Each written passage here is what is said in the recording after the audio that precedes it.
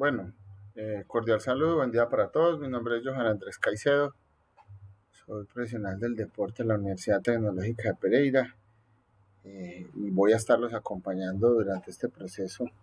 Vamos a hacer algo, vamos a hablar un poco de la anatomía, a ver generalidades de anatomía. Como profesiones afines a la salud, nosotros no necesitamos ver todos los componentes, pero sí es importante reconocer por lo menos los elementos principales. En medicina hay alrededor de 17, 18 mil términos entre anatomía, pues, como tal, o morfología. Pero nosotros, como profesionales afines, ya sea de deporte o de algunos elementos afines, pues, a la salud, no necesitamos verlos todos. Entonces, vamos a enfocarnos como en eso y hoy vamos a hablar de esas generalidades de de la anatomía humana. Esta presentación es, eh, es un poco de es una serie de elementos que yo he ido recopilando, fotos y presentaciones de otros profesionales que yo he ido recopilando. Abajo está la bibliografía.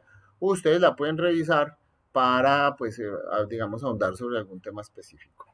¿Listos? Entonces, partimos.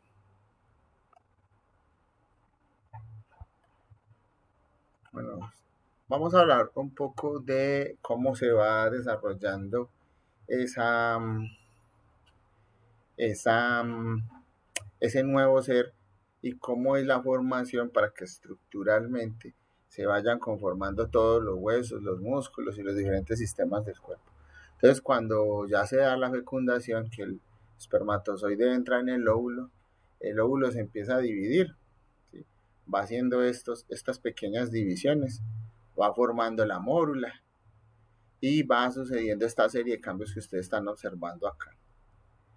Pero ya llega un momento en que sobre el segundo mes empieza a formarse el disco neural. Y ese disco embrionario más bien, es el que le va a dar origen a los huesos, los músculos y los músculos digamos, el porcentaje de grasa en lo que a nosotros respecta. Obviamente forma otras cosas, pero en lo que a nosotros respecta. Y yo siempre hablo de esto acá porque aquí es donde uno entiende que uno, por más que juegue baloncesto, no va a ser más alto de lo que en esta información genética viene. ¿Qué quiere decir eso? Que si usted se le desarrolló más el ectodermo, usted va a tener una preponderancia de ser alto, porque ese es el de los huesos, es el de la longitud de los huesos. Si usted se le desarrolló más el mesodermo, porque usted trae esa información genética, pues usted va a desarrollar, es una persona tiende a ser más musculosa. Y si usted va a desarrollar más el endodermo, usted es una persona que tiende a ser más bajita. Eso ya viene cargado genéticamente, eso se lo dieron sus padres. Eso es de una información que ya viene a nivel del proceso genético. Entonces, no porque una persona juegue baloncesto va a crecer más, porque esta información que está en este disco embrionario es la que determina cuánto va a crecer usted. Ahora, usted puede crecer menos si no alimenta, eso sí puede pasar. Más no va a crecer, pero menos sí, si hay un proceso de mala alimentación. Por eso es que los hijos a veces, usted ve que en muchas familias los hijos son un poco más altos que los padres. Y eso se debe a que algunas generaciones anteriores los niños no se alimentaban muy bien, o sea, no era equilibrado. Y hace muchos años, digamos que los niños no eran tan tenidos en cuenta hasta que no eran adultos. Entonces eso, con el paso del tiempo ha ido mejorando, pero para que tengan una idea, la presa de pollo más abundante, que es la pechuga, y la carne, o sea, la proteína más abundante, se la dan al papá o se la daban al papá porque el niño estaba muy chiquito, entonces le prestaban atención. Hoy se sabe que el que más necesita proteína es el niño porque es el que está creciendo, ¿cierto? Entonces mire que los alimentos, las proteínas, los refuerzos, los complementarios, todo eso lo que ayuda es a que el niño logre desarrollar eso que genéticamente ya trae. pero no existen altos, no existen bajitos que volvieron altos al final, y no existen, y no existen tampoco altos que, bueno, y si existen altos que pueden volver bajitos. Entonces nosotros traemos esa información, y eso, insisto, viene desde el punto de vista genético. Entonces, a veces queremos poner a jugar a los niños ciertos deportes. ¿No? Entonces la gente dice, pero ¿por qué yo que los que juegan baloncesto son altos? Porque lo ideal en un país donde se haga selección de talentos deportivos, lo ideal es que si usted no es alto, no juega baloncesto. Pero en Colombia es otro cuento. En Colombia tienen que meter a jugar a los enanos porque si no el papá va y manda un WhatsApp y se riega por la noticia y sale por Caracol, RCN, humillaron a mi hijo porque no lo dejaron entrar en la selección y es un enano. O sea, los enanos no jugamos baloncesto, los enanos hacemos otros deportes. Entonces en los países desarrollados le dicen, vea, usted es muy alto, usted debería estar en la selección de voleibol, en la selección de baloncesto. Y a otros le dicen, usted es bajito, usted debería ser levantador de pesas, debería ser luchador, judoka. ¿Sí? Usted es más o menos mediano, usted tiende a ser mesodérmico. Entonces vamos a meterlo a taekwondo, por ejemplo, ¿cierto? Es eso lo que sucede. Entonces no es que los que hagan el deporte se desarrollen altos, es que escogen los altos. Pero, pues, insisto, en un país como Colombia que se lleva a una selección al que juegue mejor, porque aquí no hay selección de talentos. Y si aquí hubiera una selección de talentos como hacen los países desarrollados, entonces irían a buscar los niños altos. Y les diría, miren, allá están. Yo, por ejemplo, que manejo la parte de judo, yo busco, que sé que son las categorías donde menos gente hay, yo busco gente pesada, gente que tenga mucho nivel de peso para una categoría más alta, porque es donde menos gente hay y donde más fácil puedo conseguir una medalla. Pero también estoy pendiente de otras cosas. Por ejemplo, una persona con un cuello bien cortico, muy difícil de voltear, tiene que ser judoka.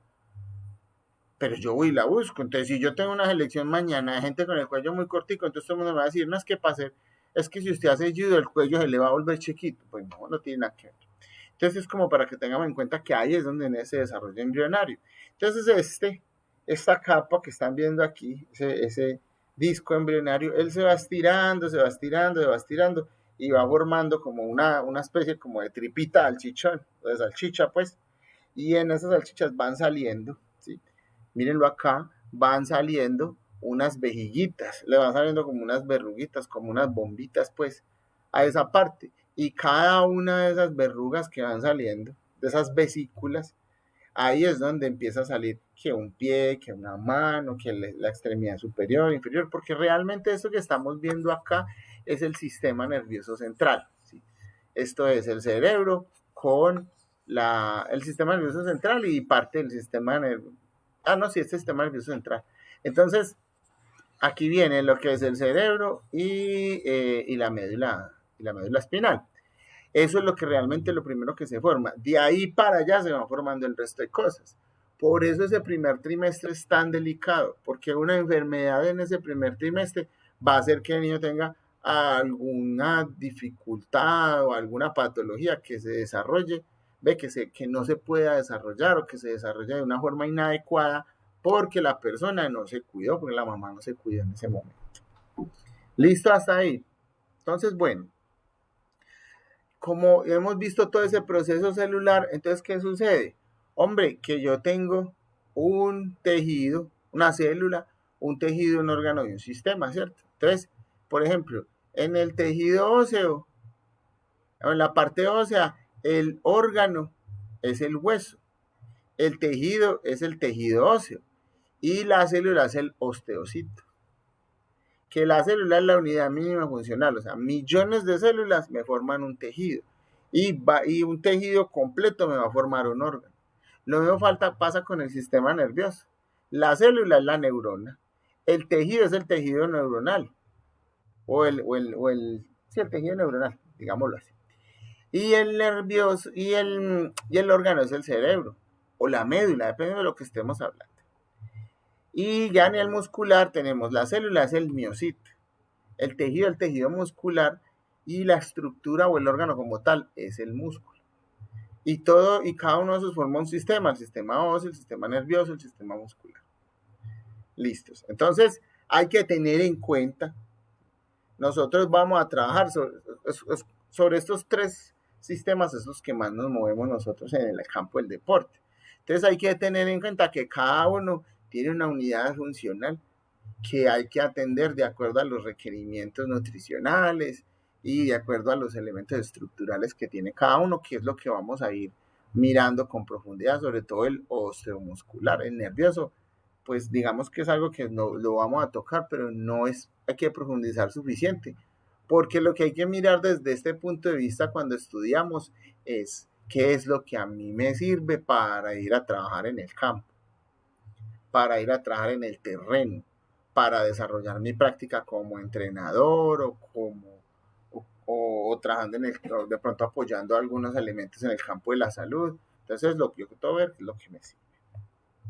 Entonces, vamos a hablar de planos anatómicos.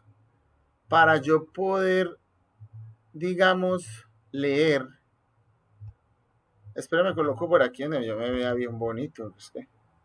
Eso. Para yo poder leer una lesión,